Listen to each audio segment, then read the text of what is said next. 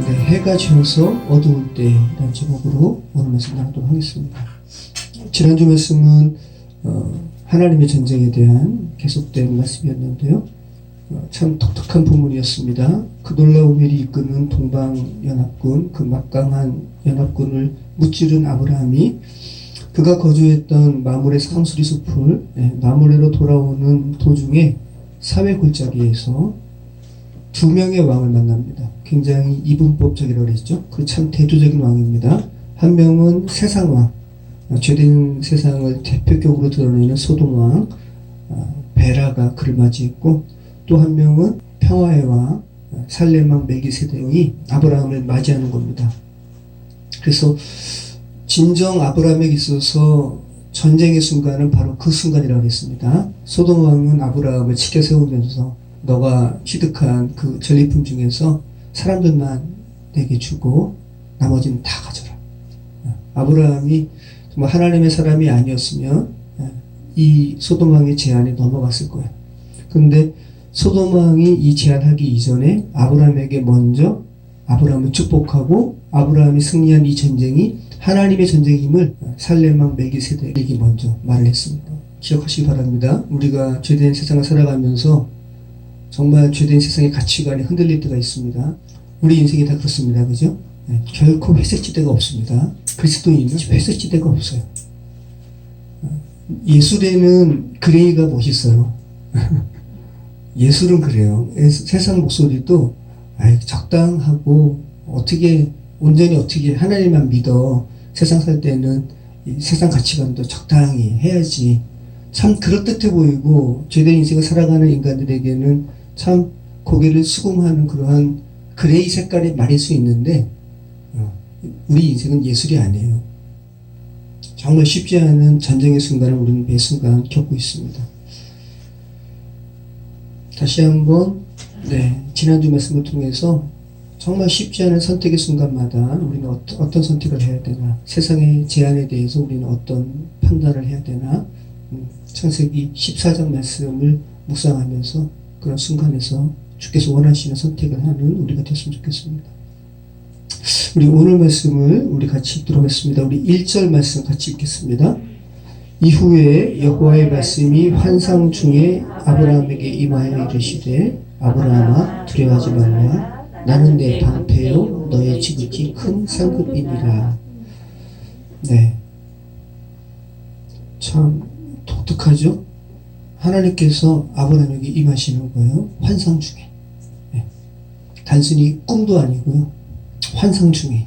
구약에 하나님께서 현현하시는, 나타나시는 다양한 표현들이 있습니다. 불과 구름으로 또 임재하시는 것도 있고, 또 꿈을 통해서 말씀하시기도 하시고, 또 말씀을 통해서 나타나시기도 하시고. 근데 이 환상 중에는 이 마제라는 히브리어 단어거든요.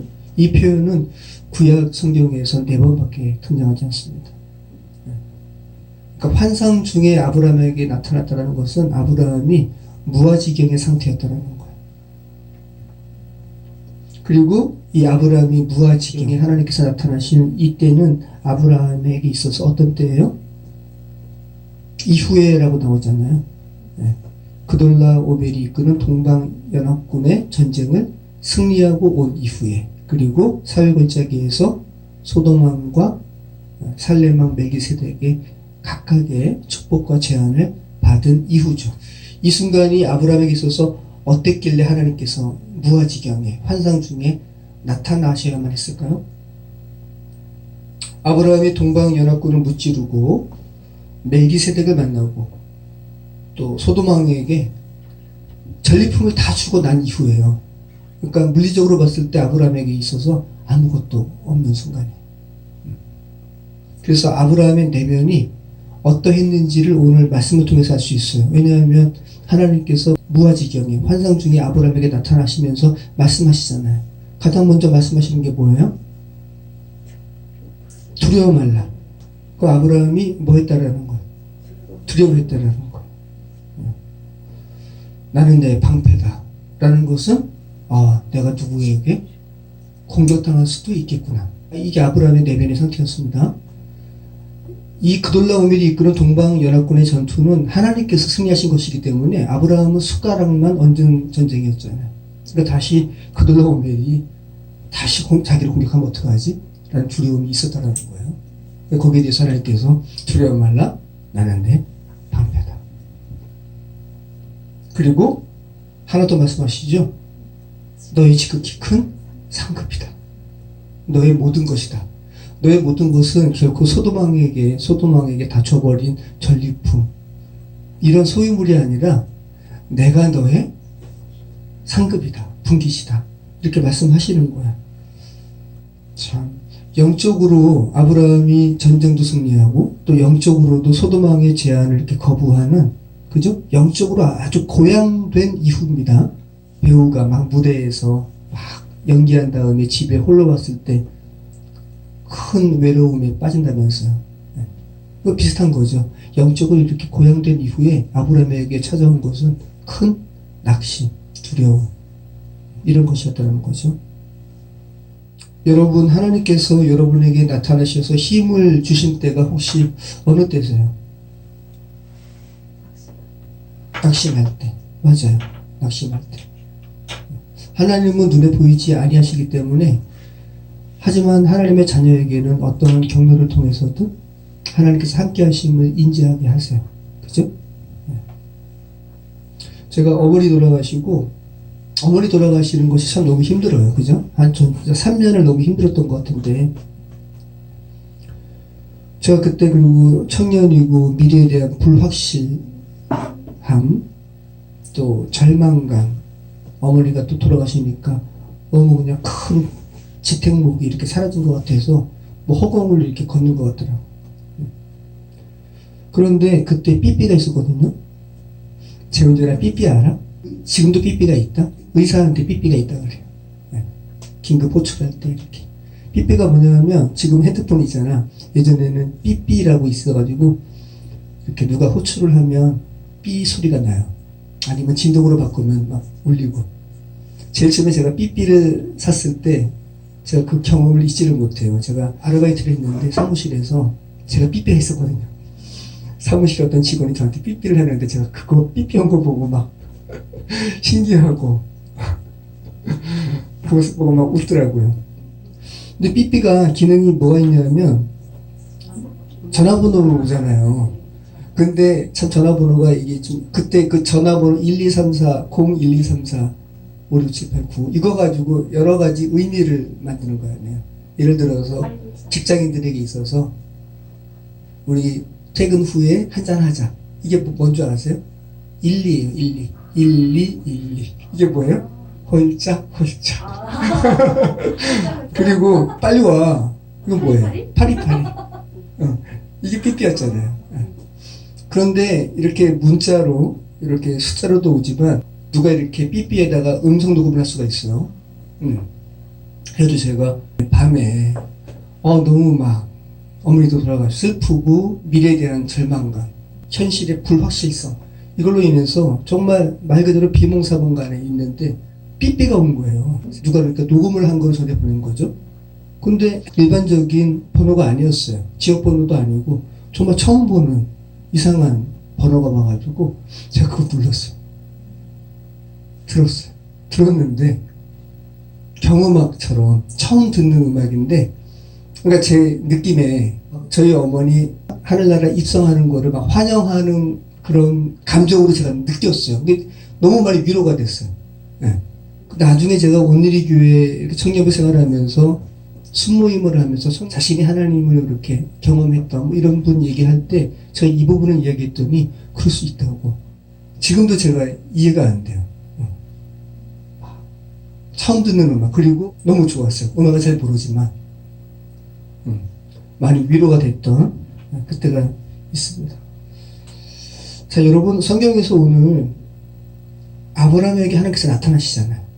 근데 여러분, 지금까지 우리 아브라함 콜링에 대한 이야기를 들으면서 여기까지 오셨는데 아브라함에게 하나님께서 많이 나타나세요.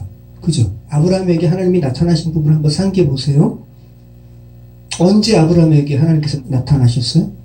갈대아 우르에서 달신을 섬기고 있을 때 하나님께서 나타나셨어요. 그 다음에 그래서 이제 아버지에게 아마 아들이 이야기했을 거예요. 아버지, 형님 하람도 죽었는데 우리 떠나자고. 그리고 아버지 데라가 그죠? 나홀은 거기다 두고 아브람과 함께 이렇게 떠나잖아요. 그래서 그 데라가 죽은 도시가 어디였습니까? 하란이었습니다. 그리고 하란에서 아버지가 돌아가신 이후에 다시 하나님께서 나타나시죠. 하지만 그것을 뭉긋들여가지고 갈대아 우르에서 콜링하셨다고 말씀하시지만 하나님께서는 하란에서 아버지를 여인 이후에 아브라함에게 또 나타나시고,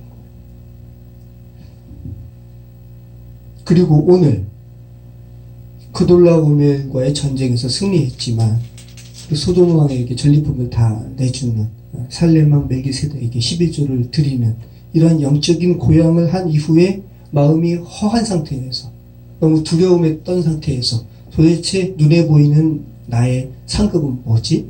라고 정말 말로 형용할 수 없는 깊은 절망감에 빠진 아브라함에게 오늘 하나님께서 또 나타나시는 겁니다. 그리고 이 하나님의 나타나심은 아브라함에게 있어서 가장 정확한 때예요. 그죠? 하나님께서 묻 영혼에게, 하나님의 자녀에게 나타나셔서 힘주시고 격려하시고 그러실 때는 그 영혼에게 있어서는 가장 그것이 필요할 때, 가장 힘이 될 때 하나님께서 정말 함께 하심을 나의 자녀가 알아야 되겠구나, 그것이 그에게 있어서 힘이 되겠구나라고 하실 때 정확한 타이밍에 주께서 나타나십니다. 그 환상 중에 아브라함에게 하나님께서 나타나시니까 아브라함이 이 속에 있는 말을 하는 거예요. 우리 2절 3절 같이 읽겠습니다. 아브라함이 이르되 주 여호와여 무엇을 내게 주시려 하나이까? 나는 자식이 없사오니 나의 상속자는 이 다메섹 사람 엘리에셀이니이다. 아브라함이 또 이르되 주께서 내게 씨를 주지 아니하셨으니 내 집에서 기는 자가 내 상속자가 될 것이니이다. 아브라함의 심령 속에 있었던 하나님께 대한 정말 저 깊음 속에서 나오는 이러한 뭐라고 그래야죠? 울분. 하나님 제게 후사를 주신다고 하시면서 저를 콜링하셨는데 저 아직도 애기도 없어요. 그죠? 그 얘기하는 거죠 지금. 제게 뭘 주실 건데요? 저는 자식이 없사오니 저의 상속자는 저의 종이 될 것입니다. 이 엘리에셀이죠. 그 이유는 하나님께서 제게 씨를 주지 아니하셨기 때문입니다. 라고 지금 원망 아닌 원망을 하는 거죠. 하지만 이 아브라함의 질문을 통해서 정확하게 성경은 아주 빠른 속도로 복음으로 이끌고 있어요. 예수 그리스도에 대한 내용으로. 자, 4절 말씀, 우리 6절 말씀까지 같이 읽겠습니다. 여호와의 말씀이 그에게 임하여 이르시되 그 사람이 내 상속자가 아니라 내 몸에서 날 자가 내 상속자가 되리라 하시고 그를 이끌고 밖으로 나가 이르시되 하늘을 우러러 묵배를 셀 수 있나 보라. 또 그에게 이르시되 내 자손이 이와 같으리라.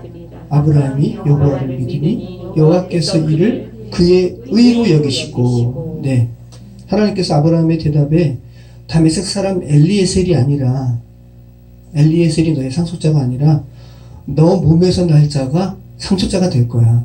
1차적으로는 이삭을 이야기하죠. 네. 그리고 영적으로는 우리가 갈라디아서 3장 16절 말씀 통해서 우리는 압니다. 그 상속자는, 그 자손은 다수가 아니라 한 사람, 예수 그리스도입니다. 그리고 하늘의 무뼈를 바라보시면서 너 몸에서 날 그 후손이 이렇게 많을 거야 라는 것은 그 한 사람 예수 그리스도를 통해서 아브라함처럼 믿음의 하나님의 자녀가 돼. 아브라함의 후사예요. 그죠? 저희가 그래서 그런 의미에서는 아브라함의 자손이죠. 예수 그리스도를 믿음으로 한. 이 하나님께서 이렇게 하늘의 무뼈를 보여주시고 후손에 대해서 이렇게 말씀하시니까 아브라함이 그 여호와를 어떻게 해요? 믿어요. 네, 6절 말씀이죠. 아브라함이 여호와를 믿으니 여호와께서 이를 그의 의로 여기시고, 이것이 뭐냐 하면 한자로 하면 뭐예요?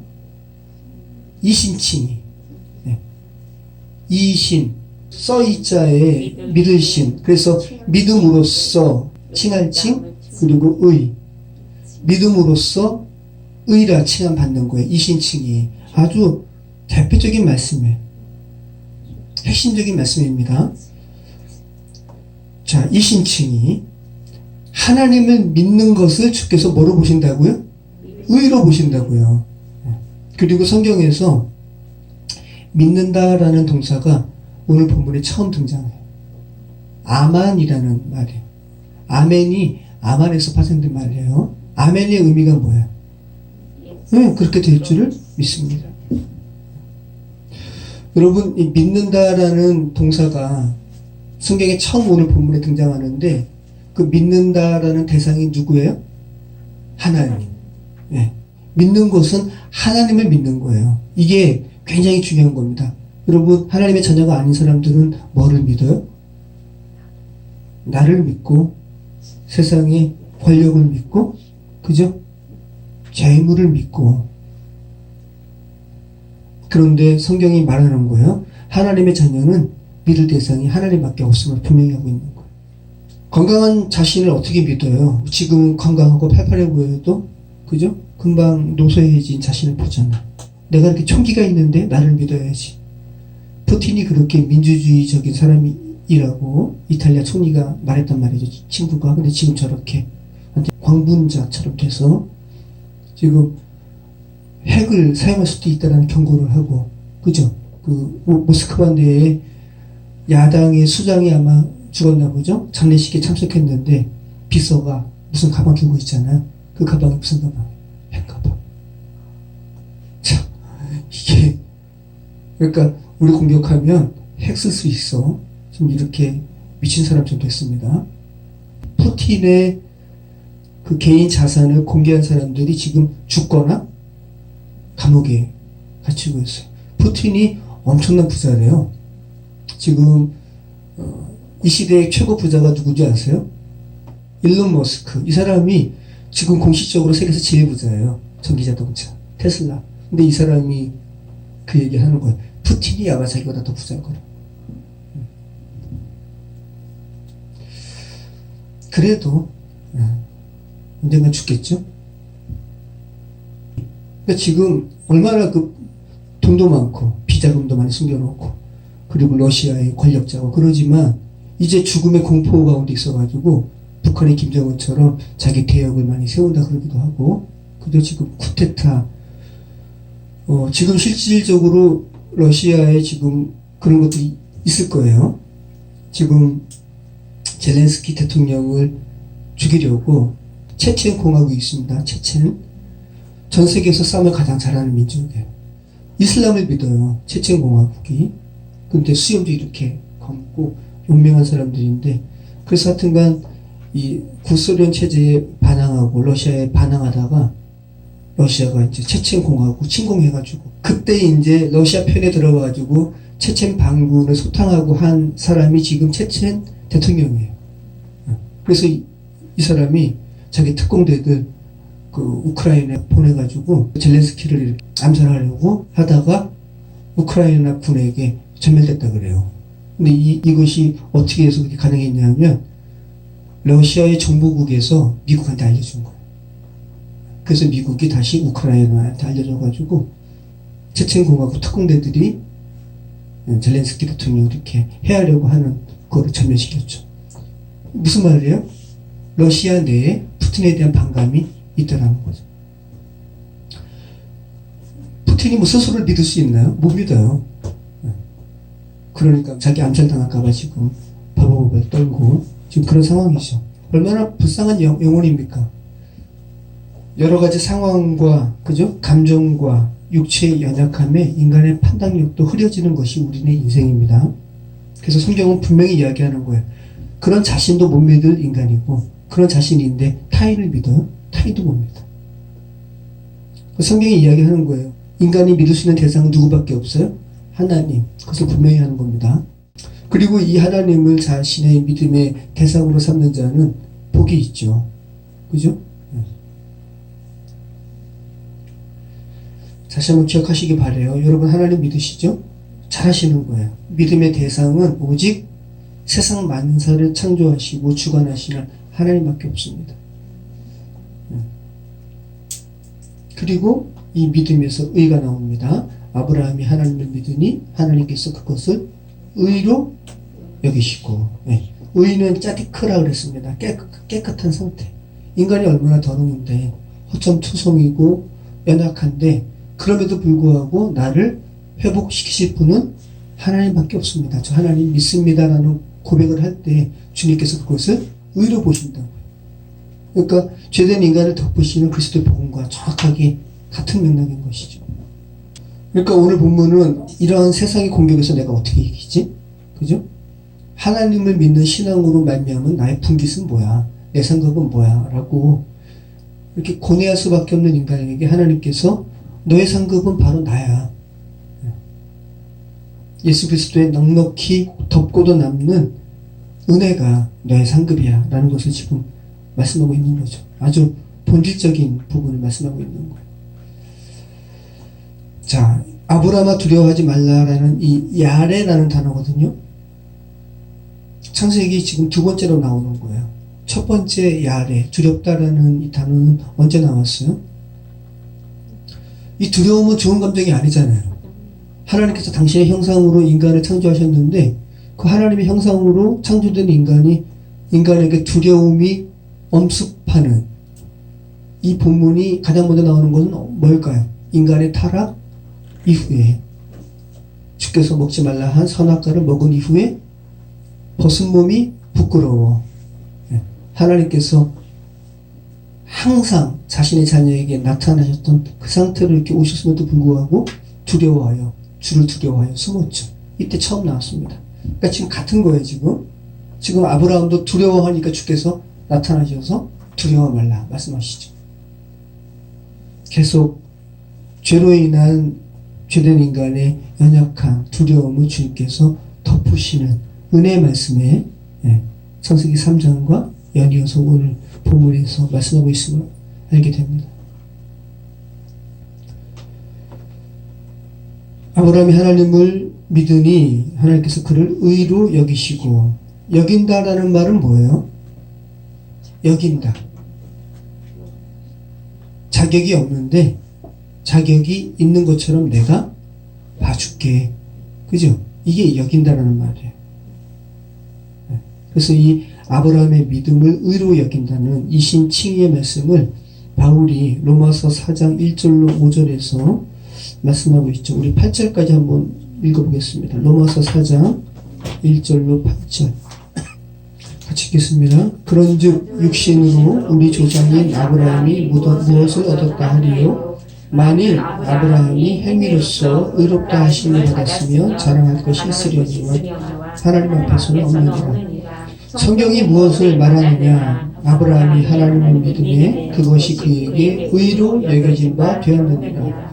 일하는 자에게는 그 삭시 은혜로 여겨지지 않고 보수로 여겨지거니와 이를 아니할지라도 경건하지 아니한 자를 의롭다 하시는 이를 믿는 자에게는 그의 믿음을 의로 여기시나니 이런 것이 없이 하나님께 의로 여기심을 받는 사람의 복에 대하여 다윗이 말한 바 불법이 사함을 받고 죄가 가려짐을 받는 사람들은 복이 있고 주께서 그 죄를 인정하시 아니하실 사람은 복이 있도다 함과 같으니라. 네, 죄로 인해서 더러운데 결코 의롭지 못하는데 그럼에도 불구하고 하나님을 인식하고 하나님 저 하나님 믿습니다 라고 고백하는 이에게 주께서 의로 여기신다.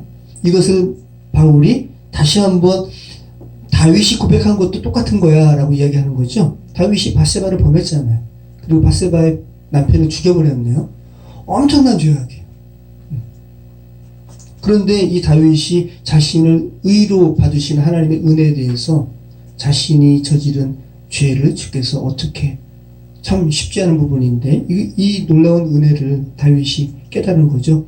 불법이 사함을 받고 죄가 가려짐을 받는 사람들은 복이 있고 주님을 믿으면 주께서 그를 의로 보신다는 것과 일맥상통하죠. 주께서 그 죄를 인정하지 아니하실 사람은 복이 있도다 함과 같으니라. 자, 우리 로마서 4장 말씀 보세요. 로마서 4장 23절 연이어서 보세요. 23절로 25절 같이 읽겠습니다. 그에게 의로 여겨졌다 기록된 것은 아브라함만 위한 것이 아니요 의로 여기심을 받을 우리도 위험이니 이신칭의는 아브라함에게만 적용되는 것이 아니라는 거예요. 저와 여러분에게도. 제가 지금 언급하는 죄된 사람들도 그 죄를 정말 온전히 주님 앞에 통해 자복하고 주님 용서해 주십시오라고 할 때 그에게도 적용되는 거라는 거예요. 이신칭의는.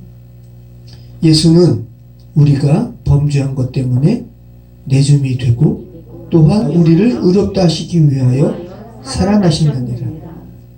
이신칭의가 단순한 문장에서 국한될 것이 아니라 정말 능력 있는 정말 하나님의 능력임을, 그죠? 우리 다음 주가 부활절이잖아요.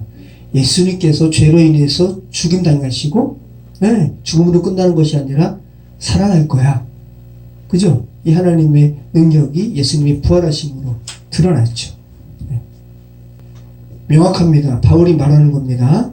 창세기 기자가 아브라함이 하나님께 의로 여겨졌다고 창세기 15장에 기록한 이유는 아브라함과 똑같이 하나님 앞에 의로 여겨질 우리 때문이라고, 우리를 위해서 그렇게 창세기 기자가 기록한 것임을 지금 말씀하고 있다는 거예요.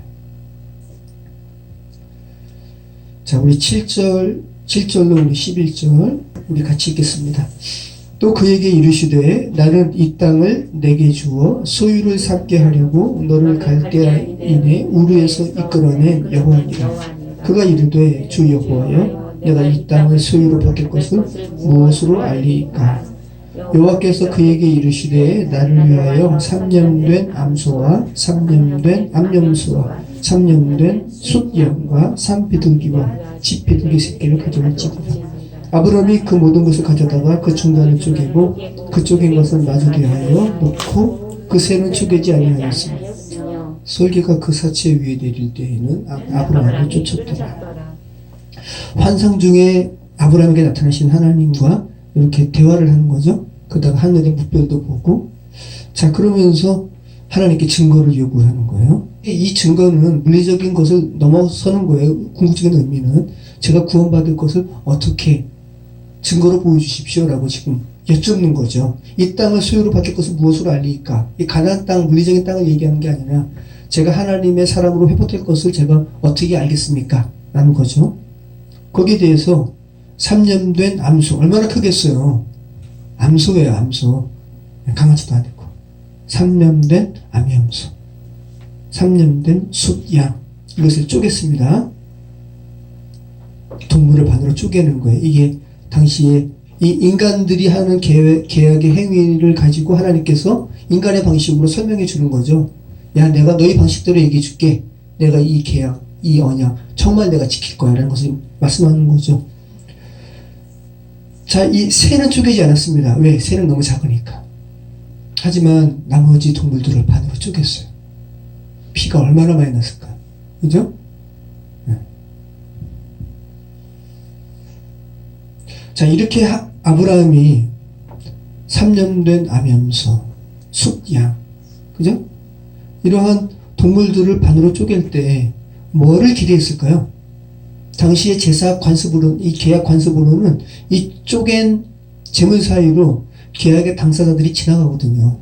이런 어떤 쪼갰으니까 뭔가 어떤 현상이 벌어질 것을 아브라함은 기대했을 거 아니에요. 아니면 당시의 재물은, 그죠?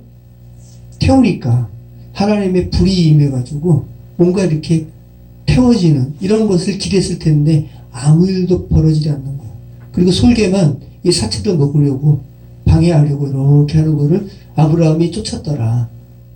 자, 그런데 언제 하나님께서 그 재물을 연락하시는 것을 주님께서 행하세요?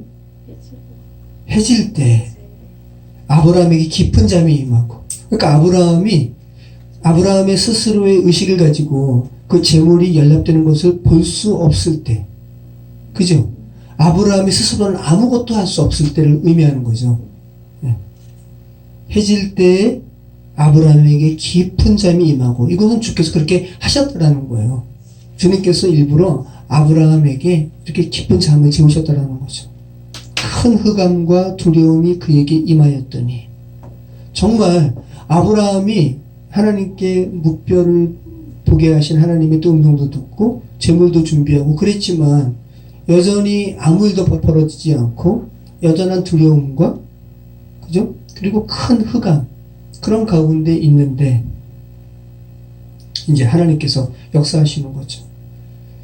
근데 지금 12절 말씀은 뭐를 의미하는 거예요? 철저한 아브라함의 죽음. 구원과 관련해서 이거 결국은 구원에 대해서 저에게 증거 보여주세요 잖아요. 구원에 대해서 아브라함 스스로 뭐를 할 수 없는 것을 명확하게 지금 말씀하시는 거죠. 자, 이 17절 말씀을 한번 미리 한번 볼게요. 자, 이런 상태로 주께서 아브라함을 만드신 이후에 하나님께서 행하시는 거예요. 17절 같이 읽겠습니다. 해가 져서 어두울 때 연기 나는 화로가 보이며 타는 횃불이 쪼갠 고기 사이로 지나더라. 예. 아브라함이 아무것도 할 수 없을 때 하나님께서 인간의 구원은 하나님께서 친히 행하시는 것임을 정말 이렇게 대조가 되죠. 해질 때 아브라함에게 깊은 잠이 임하고 큰 흑암과 두려움이 그에게 임하였더니 이것을 색깔로 이야기하면 뭐예요? 깜깜한 거예요. 완전히 깜깜한 거예요. 색깔로 이야기하면 아브라함은 깊은 잠에 주께서 빠지게 하시고 물리적으로도 큰 흑암이 있고 또 내면적인 상태는 두려움이고 다 죽음이에요. 그죠? 깜깜해요. 그리고 17절은 해가 져서 어두울 때 똑같이 깜깜한 거예요. 근데 이제 빛이 임하는 거예요. 얼마나 대조적이에요. 연기 나는 화로가 보이며 자 여기서 지금 두 가지가 나옵니다. 하나님의 임재를 구약에서 이렇게 상징하는 대표적인 소재물이 뭐냐면 연기, 또 하나는 뭐예요? 불. 연기 나는 화로가 보이며 타는 횃불이 쪼갠 고기 사이로 지나더라. 인간의 방식대로 하나님께서 너희를 내가 죽은 가운데서 살릴 거야. 이 하나님의 언약을 내가 친히 너희 방식대로 보여줄게. 그죠? 하나님의 임재가 그 쪼갠 고기 사이로 지나는 거죠. 하나님께서 일방적으로 지나시는 거예요. 언제요? 아브라함이 철저히 죽었을 때. 이 계약은 쌍방 계약이어야 하는데, 그죠? 당시의 계약은 쌍방 계약이에요. 계약의 당사자들이 각각 쪼갠 고기 사이로 지나가는 거예요. 제가 이 계약 이행하지 않으면 이 쪼개져서 죽은 동물처럼 제가 이 죽음 감수하겠습니다. 이 계약이잖아요. 죽음을 담보로 한 거니까. 한 사람만 지나가는 것이 아니라 계약 당사자들이 둘 다 지나가야 돼요. 그런데 오늘 쪼갠 고기 사이로 지난 분은 하나님밖에 없어요. 왜? 이 인간을 살리시는 하나님의 이 언약은 하나님만 이행하시는 거예요. 인간은 할 수가 없어요. 인간이 어떻게 하나님께 약속하겠어요? 하나님 저 뭐 해주시면 뭐 해드릴게요. 안 돼요. 인간은 안 돼요. 제가 아시는 목사님이 예전에 건물을 임대했어요. 계약금 400만 원을 걸었대요. 중국에서 이렇게 선교하시다가 지금 코로나 때문에 이제 한국으로 돌아오셨는데, 그런데 나중에 이렇게 저하고 통화를 하시는데 계약이 파기됐대요. 그래서 400만 원 허공에 날렸어. 인간의 계약은 그런 거예요. 그죠? 400만 원보다 더 큰 계약이 허공에 사라지는 게 너무 많죠. 사라지는 경우가. 근데 하나님의 계약은 그렇지 않습니다. 하나님께서 일방적으로 이행하시는 겁니다. 이것을 타는 횃불이 쪼갠 고기 사이로 지나가는 그런 장면으로 오늘 말씀하고 있습니다. 이게 베리트예요. 아까 우리가 그죠? 히브리어 문자 봤죠? 베리트. 이게 이 언약이 어디 나오냐면 18절에 그날에 여호와께서 아브라함과 더불어 언약을 세워 이르시되, 이게 베리트 언약이에요. 하나님께서 타는 횃불로 쪼갠 고기 사이로 지나간 장면을 보여주신 이후에 이 언약 베리트가 나오는 겁니다. 구원은 철저히 하나님께서 이끄시는 것임을 명확하게 하고 있습니다. 이 베리트가 언제 처음 나왔어요? 창세기 6장 18절에 나왔어요. 홍수와 관련해서 하나님께서 노아에게 말씀하시죠. 너와는 내가 언약을 세우리니 너의 가족은 방주로 들어가라 라고 할 때 베리트 처음 나왔죠. 자, 우리 13절로 15절, 우리 17절은 지금 미리 한번 읽어본 거고, 연이어서 우리 13절, 15절까지 우리 같이 읽겠습니다. 여호와께서 아브라함에게 이르시되 너는 반드시 알라. 내 자손이 이방에서 객이 되어 그들을 섬기겠고 그들은 400년 동안 내 자손을 괴롭히리니 그들이 섬기는 나라를 내가 징벌할지며 그 후에 내 자손이 큰 재물을 이끌고 나오리라. 너는 장수하다가 평안히 조상에게로 돌아가 장사될 것이요. 네. 비몽사몽간에 있는 아브라함에게 주께서 말씀하십니다. 지금까지 다루었던 말씀입니다. 이게 출애굽의 상황이잖아요. 미리 예언하시는 거죠. 너의 자손들이 애굽에서 400년 동안, 정확히는 430년이죠. 400년 동안 고통당할 거야. 그런데 그 이후에 내가 너희 자손들을 이렇게 압제하는 그 민족들 내가 징벌할 거고, 그 이후에 내 자손들이 큰 재물을 이끌고 나올 거야. 노예 생활을 했던 이스라엘 사람들에게 하나님께서 큰 은혜 베푸시죠. 애굽의 이웃들에게 다오다오하니까 그냥 막 주는 거예요. 그죠? 네. 단순히 예수님 믿으면 복 받는다라는 이런 기복을 말씀하시는 것이 아니라고 했습니다. 근데 노예로 있는 이스라엘 사람들의 입장을, 그 상황을 보세요. 뭐예요? 죄된 세상, 애굽이죠. 죄된 세상에 노예로 수치와 모욕을 당하는 이 이스라엘 백성들을 하나님께서 출애굽하시는 거 아니에요. 그를 넉넉히 살리시고 회복시키시는 하나님의 넉넉하신 은혜를 애굽에서 나올 때 큰 재물을 이끌고 나오는 것으로 표현하고 있는 거죠.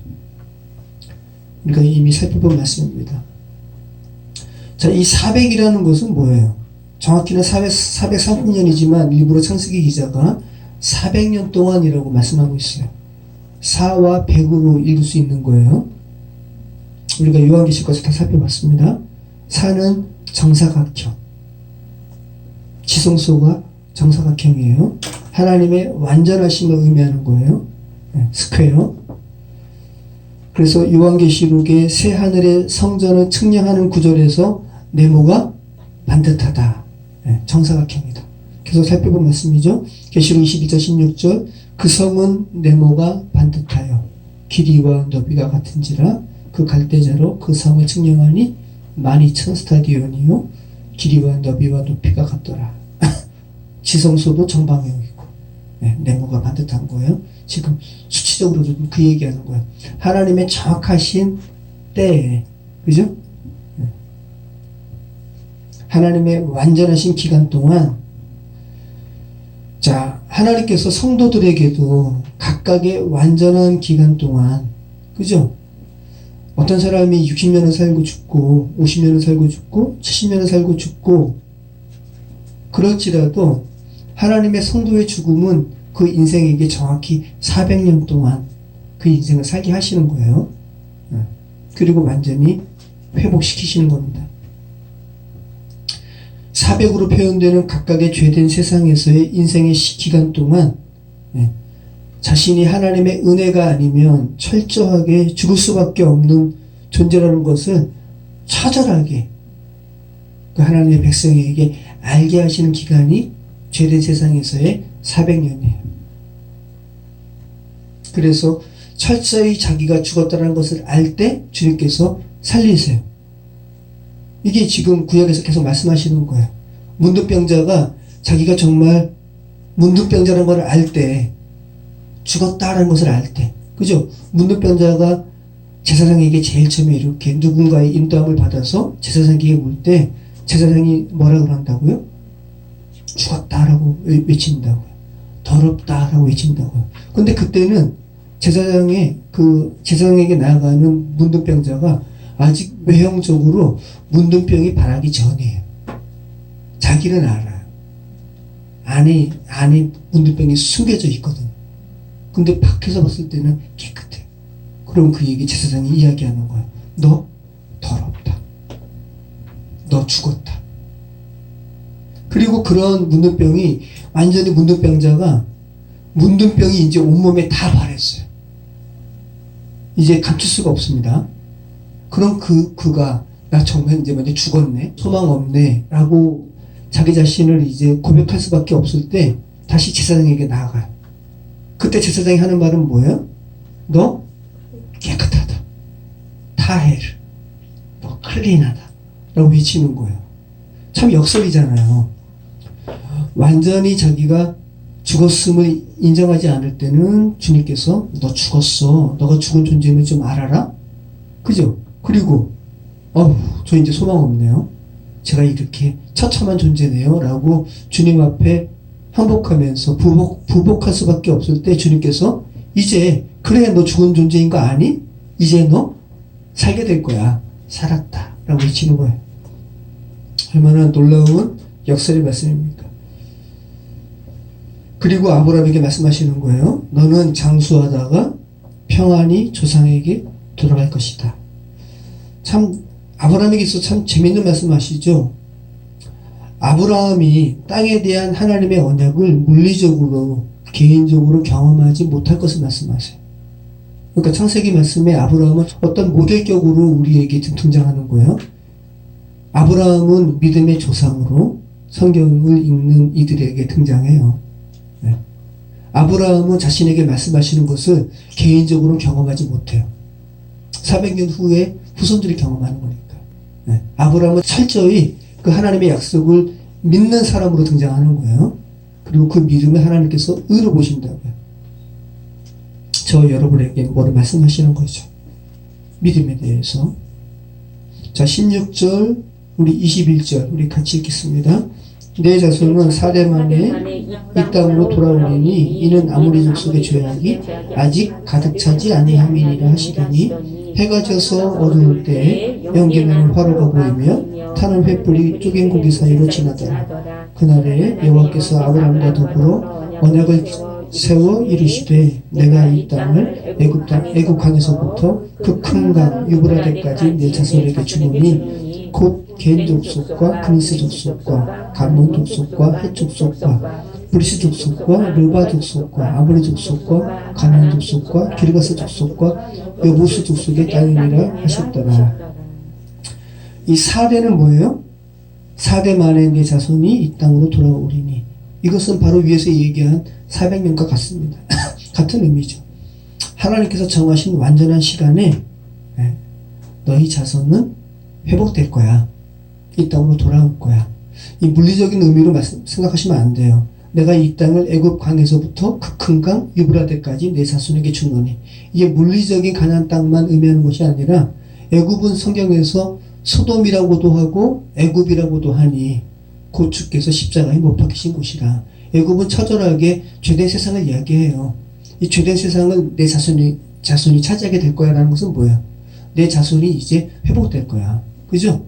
유브라데도 아브라함이 유브라데 강을 건너죠. 그 강을 건넌 사람이고 요한계시록에서도 유브라데 나오잖아요. 그러니까 유브라데 강도 죄된 세상을 대표적으로 드러내는 강이에요. 그러면서 완전히 아브라함 자손이 회복될 것을 말씀하시는 그 장치가 애굽강 또 큰 강 유브라데도 포함되지만 가나안 족속의 수도 그래요. 보통 가나안 족속의 수는 7족속이잖아요. 근데 여기에는 이 죄된 가나안 땅을 내가 다 회복시킬 거야 라는 의미를 강조하기 위해서 7족속이 아니라 한번 쉬어보세요. 10족속이에요. 네. 겐 족속, 그니스 족속, 감몬 족속, 헷 족속, 브리스 족속, 벌써 다 쓰시죠? 르바 족속, 아모리 족속, 가나안 족속, 기르가스 족속, 여부스 족속. 네. 10개 족속이 다 언급이 되고 있어요. 내가 이 죄된 그 부족들 다 멸할 거야. 죄성 가운데 살아가는 하나님의 자녀들 속에 있는 죄성들 다 멸절시킬 거야. 내가 회복시킬 거야. 그 의미죠. 그래서 애굽강, 큰강 유브라데 그리고 10족속은 각각의 인생의 죄로 인한 죽음이 처절하게 죄가 드러나고 주님의 은혜 가운데서 죄가 다 소멸되고 하나님의 은혜 아니면 죽은 존재라는 것이 자각될 때 그 성도들을 주께서 다시 살리신다라는 그 애굽 땅에서 주께서 이끌고 나오신다라는 그런 복음의 메시지를 지금 창세기 15장 말미에서 지금 하고 계시는 겁니다. 여러분 말씀 마치겠습니다. 오늘 본문은 정말 신약을 살아가는, 저희가 신약을 살아가잖아요. 저희에게 용기를 주는 메시지입니다. 하나님께서 아브라함처럼 성도 한 사람 한 사람에게 하신 약속을 반드시 이루실 것이라는 것. 그죠? 그리고 죽음 가운데 있는 하나님의 자녀를 생명으로 회복시켜 주실 것임을 분명히 하시는 말씀이에요. 친히 주께서 타는 횃불의 모습으로 초긴고기 사이로 지나가는 모습을 보여주시는 것으로 우리에게 분명히 말씀하시는 겁니다. 자, 여러분, 우리 자신을 봅니다. 하나님의 자녀지만 정말 죄의 잔재가 너무나 세서 정말 좀 바뀌었으면 좋겠는데, 주님을 믿은 지 하나님의 자녀가 된 지 10년, 20년이 지나도 바뀌지 않는 자기 자신을 바라보면서 이제는 안 되는 건가, 아브라함처럼 포기하고 싶을 때, 주님은 해가 져서 어두울 때, 오늘 제가 제목 삼은 거잖아요. 해가 져서 어두울 때. 자, 이 제목의 의미가 뭐예요? 내게 아무런 소망이 없을 때. 그죠? 해가 져서 어두울 때 주님께서 쪼갠 고기 사이로 지나가시는 것으로 우리에게 말씀하십니다. 정말 아브라함과 같은 우리가 정말 죽은 자처럼 죽은 그 상태일 때, 죽은 자임을 우리가 처절하게 고백할 수밖에 없을 때 주님께서는 쪼갠 고기 사이로 지나시고 홀로 지나가셔서 그 언약을 세우신 것처럼, 주님께서는 저와 여러분을 지금 그 자리로 이끌고 계십니다. 너 정말 죽은 자임을 좀 알아라. 불끈불끈 솟구쳐 나오는 너희 죄된 속성들을 내가 처리할 것이다 라고 지금 말씀하시는 것이죠.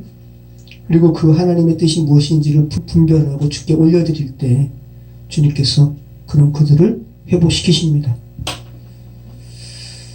자, 하나님께서 정말 죄된 세상의 사람과 우리는 하나 차이가 없잖아요. 정말 너무 더러운 존재들이에요.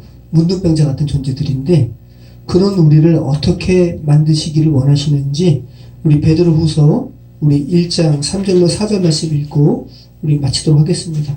한번 베드로후서 1장 3절로 4절 우리 읽도록 하겠습니다. 그의 신기한 능력으로 생명과 경건에 속한 모든 것을 우리에게 주셨으니 이는 자기의 영광과 더불어서 우리를 부르신 이를 알므로 말미암아 이로써 그 보배롭고 지극히 큰 약속을 우리에게 주사 이 약속으로 말미암아 너희가 정욕 때문에 세상에서 썩어질 것을 피하여 신성한 성품에 참여하는 자가 되게 하려 하셨느니라. 네, 너무 소망이 되는 말씀이죠. 네. 정말 문둥병자같이 구더기가 우글거리는 우리의 죄된 우리인데, 우리가 하나님께서 주신 약속으로 말미암아 이런 정욕 때문에 세상에서 썩어질 것을 피하는 존재가 되게 주께서 하실 것이라는 것. 그리고 신성한 성품에, 하나님의 성품에 우리가 참여하는 자로 주께서 그렇게 만드신다는 이 말씀이 너무나 놀랍습니다. 그리스도인임에도 불구하고 죄된 육신의 잔재로 온전히 하나님의 사랑으로 회복되는 것을 막는 이 싸움에서 너희는 승리할 수 있을 거야 라고 말씀하시는 하나님의 응원의 말씀 기억하시기 바랍니다. 해가 져서 어두울 때 낙심하지 마시고 저와 여러분을 온전히 회복시키시는 하나님의 역사에 맡기시는 저와 여러분의 삶이 되었으면 좋겠습니다. 기도하겠습니다.